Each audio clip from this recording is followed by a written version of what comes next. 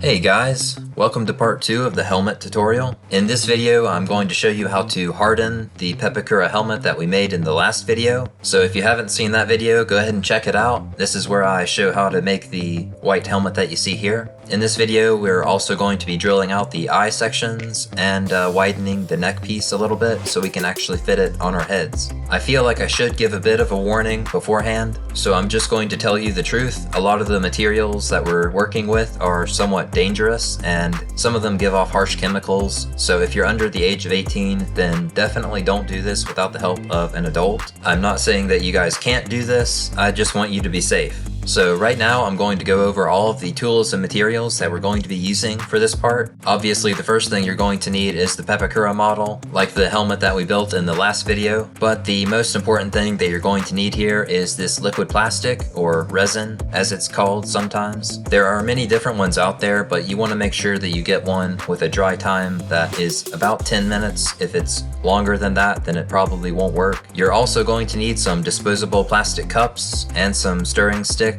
These are just popsicle sticks. Another very important item that you're going to need are gloves, and you'll see why in a little bit, but it gets really messy and these are very important for protecting your hands. Another important item is something like a trash bag or just a large plastic bag. Things will get pretty messy, as I said before, so you want to make sure that whatever you're working on top of doesn't get any liquid plastic on it. Another important item is a respirator mask. The filters that I'm using are for organic vapors, but your resin might be a little different, so make sure you read about it first, and always work in a well-ventilated area, whether you need a mask or not. The next thing you're going to need is some putty. This is just wall putty. There are many different kinds that you can use, so this is not the only one that will work in this situation. You're also going to need a lot of sandpaper. A sanding stick would work really well, as I'll show later on. And you're also going to need a rotary tool or a Dremel tool with several different bit attachments on the end, like there's a sanding drum, and there's also a disc that I will use later. The disc is primarily used for cutting, so it's going to be really useful when we open that hole a little bit more for our head to fit in. A lot of people wonder why I leave that ring on the bottom of the helmet on if I'm just going to cut it away later, and the only reason I leave it on there is for stability, to help the helmet keep its shape while we pour the liquid plastic in. Even though it's cardstock, it can still be pretty flimsy at times.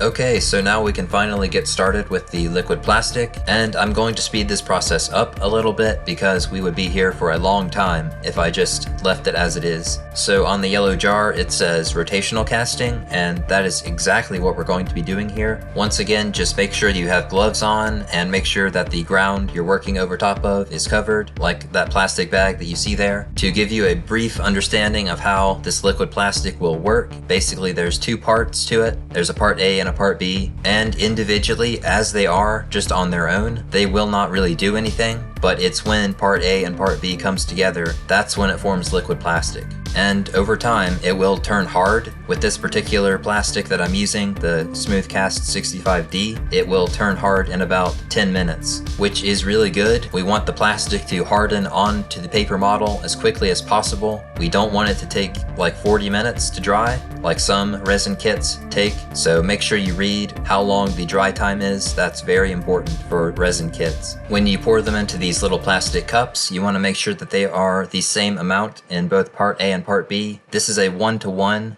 plastic mold, so there needs to be an equal amount of liquid from both parts for it to work properly.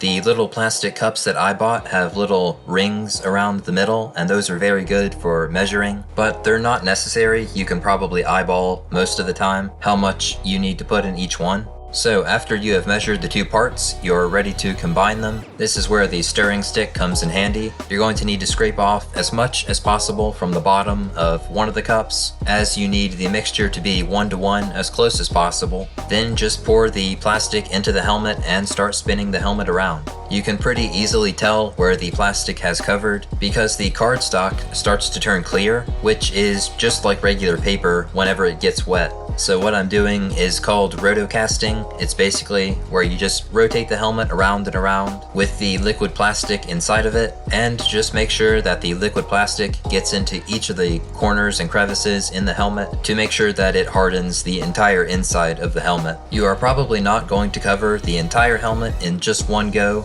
Like as you see here, I just did the dome section of the helmet. Next we'll cover like the sides, the back, and then the front.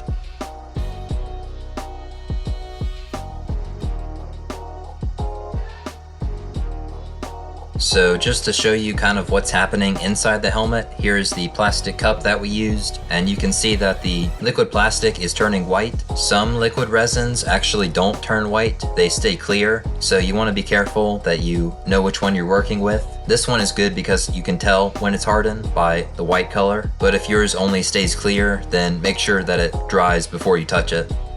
Okay, so now we're going to do the entire thing all over again. Once again, just make sure that the cups have the same amount of liquid inside them. When you stir, make sure to scrape the bottom to make sure you get as much as possible out of one of the cups, and then stir it up really well. And then you repeat the process by pouring the liquid plastic inside the helmet and rotating it around to make sure you cover all of the edges on the inside of the helmet. Sometimes the liquid plastic will drip out of the helmet, and that's to be expected. It's perfectly fine as long as you have like a mat underneath to catch that liquid. And just like before, as you turn the helmet, the plastic will start to harden, and once it turns white, it's good to go.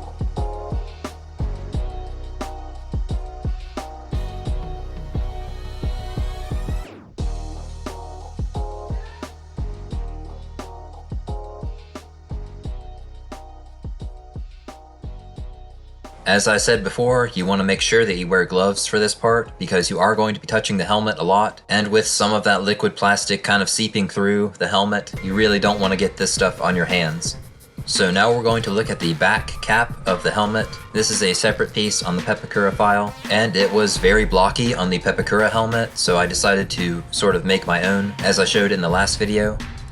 I'm just going to get some hot glue here and sort of seal off the edges to make sure none of the liquid plastic will just seep through those edges. So I'm just going to seal it up, and I'll set it aside for now. So once again, I'm just going to be pouring liquid plastic in the helmet. This is a process that's probably going to happen around 8 times in total, but I'm not going to show all of those because it would take forever. I just want you to know that this is a longer process, and you want to make sure that you cover every corner on the inside of the helmet in order to make sure that the outside of the helmet is hard when we go in later.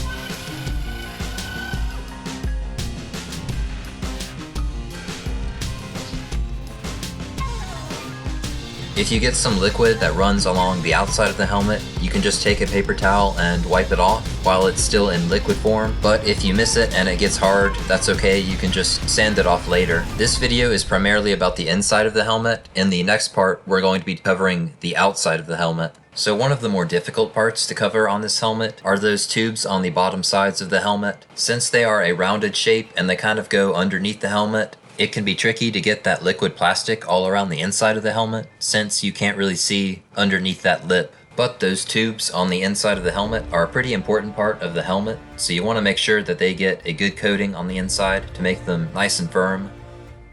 You can occasionally see some drips falling off the helmet, and that's just another reminder of how important that plastic bag really is to keep your workspace nice and clean.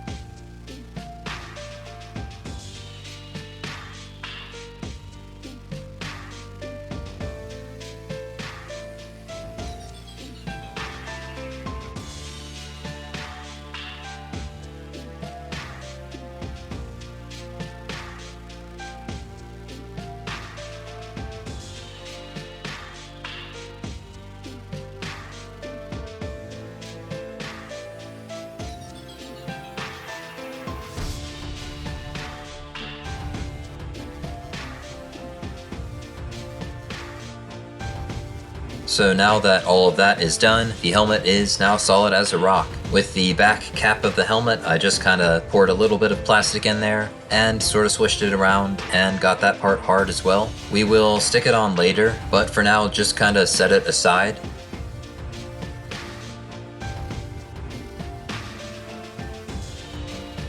I wanted to show you real quick what the mess kind of looks like and how many cups that I ended up using. Once the plastic is hard, as you can see, it bonds to whatever it touches, so make sure you don't get it on your skin or on the floor or whatever. So now that the helmet is hard, we're ready to take out the eye sockets and open the hole in the bottom for our head to fit in. But first, we're going to clean up this mess real quick to make room for the next step.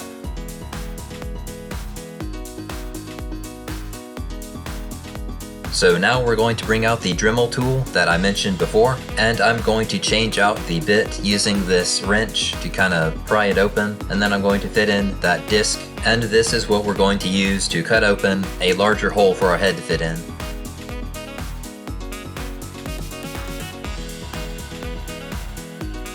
So I'll demonstrate real quick that it does not indeed fit on a head as it is. For this next part, you're probably going to need some goggles or glasses of some kind, just to protect your eyes just in case. There's going to be a lot of dust flying around in this part, as there always is when you have to sand something. So make sure that you wear a mask of some kind in this part, because you really don't want to breathe any of this stuff in. Then just kind of go slowly with the rotary tool around the edges, trying to make a circle. You can also draw sort of where you want to cut before you start cutting, as you see here.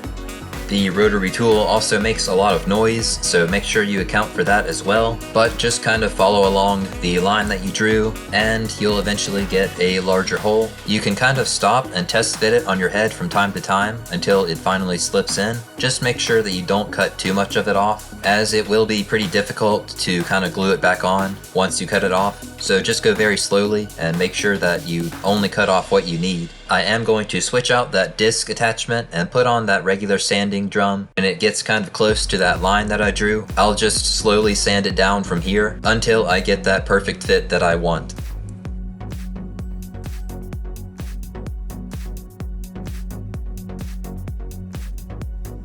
Around this front section, you're going to need to cut off a lot of it, I think. This part gave me a lot of trouble, and it's especially difficult to make both sides even, but you will just have to play it by eye, and eventually you'll kind of get it close enough. But don't worry about it being too perfect. This is just the underside of the helmet, and nobody's really going to see that, especially from the front, side, or back, which is primarily where people are going to look.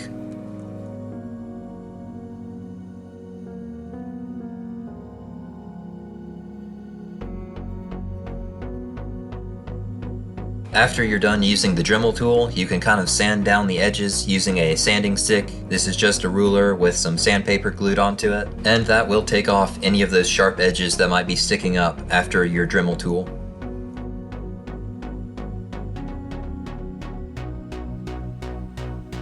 Next up, we have to drill the holes for the eyes and the mouth. So I'm going to switch out the Dremel tool with that disc attachment again and just slowly, very carefully grind down the edges on that visor section until I get pretty close, and then I'll just stop using the Dremel tool and grind down the rest of it by hand.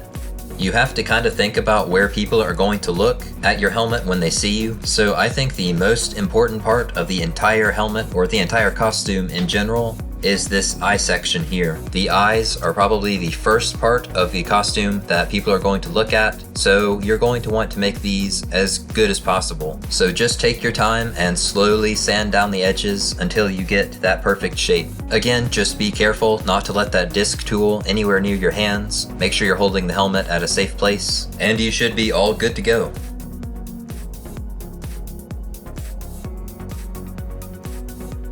So the eye pieces are rounded on the edges, as you can see from reference pictures from the Clone Wars TV show. So in order to round that out, we'll use this little Dremel tool. We have to use a smaller bit because the regular sanding bit is just too large. And notice how I left a lot of extra gray space around the eye section? That's just because I wanted to be extra careful with how closely I sanded down to make sure that it was as close as possible to the original design.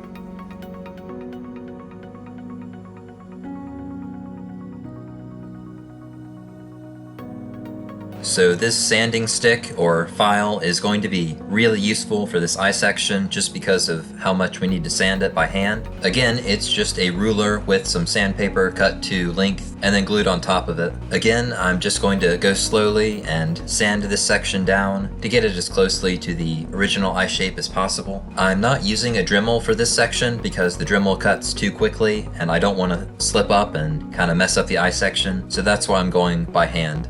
So when we get to the finer details around the mouthpiece, I'm just going to use this small file. I think it's called a jeweler's file, but basically it's just a really tiny version of the sandpaper one I was using before. And I'm just getting into those little crevices to make sure the angles are nice and sharp around the mouthpiece.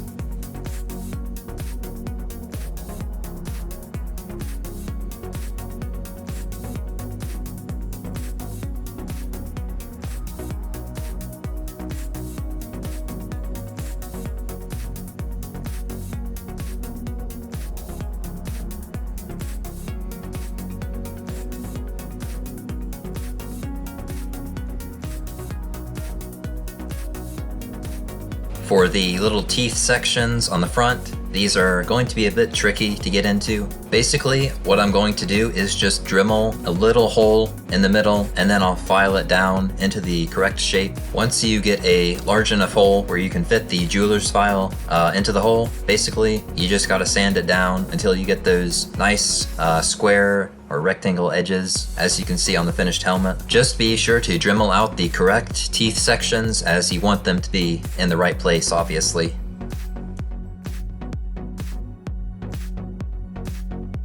Once you get all the flat edges on the teeth sections, then it's basically finished. What you want to do now is wipe down the helmet with just a rag, as there's going to be a lot of dust and maybe some leftover resin chemicals on the helmet. So just make sure you clean it up really well before you try it on.